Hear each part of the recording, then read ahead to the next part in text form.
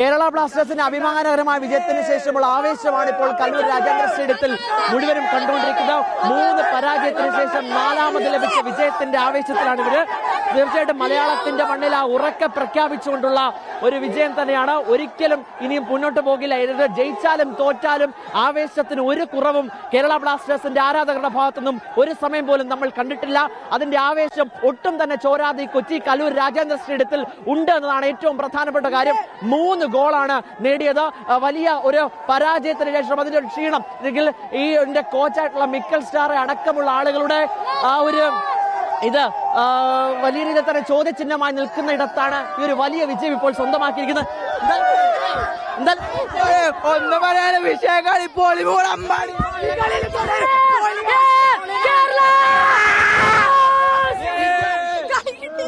അതാണ് കേരള ബ്ലാസ്റ്റേഴ്സിന്റെ ആ ഒരു ആവേശം അല്ലെങ്കിൽ അവരുടെ ആ ആരാധകരുടെ ആവേശമാണ് ഈ കൊച്ചി കല്ലൂർ രാജ്യാന്തര സ്റ്റേഡിയത്തിൽ മുഴുവനും ഉള്ളത്.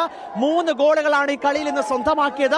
ആദ്യം ഗിസസ് കെമിനസിന്റെ ആദ്യത്തെ ഗോളോടുകൂടി ആ വിജയത്തിന്റെ തുടക്കം. 2ാമത് നോവ ഒരു ഗോൾ അടിക്കുന്നു. 3ാമത് മലയാളി താരം എക്സ്ട്രാ ടൈമിൽ 3ാമത്തെ ഗോളോടുകൂടി മലയാളത്തിന്റെ മണ്ണിൽ അവർ വീണ്ടും വിജയവഴിയിൽ തിരിച്ചെത്തുന്ന കാഴ്ചയാണ് കണ്ടത്.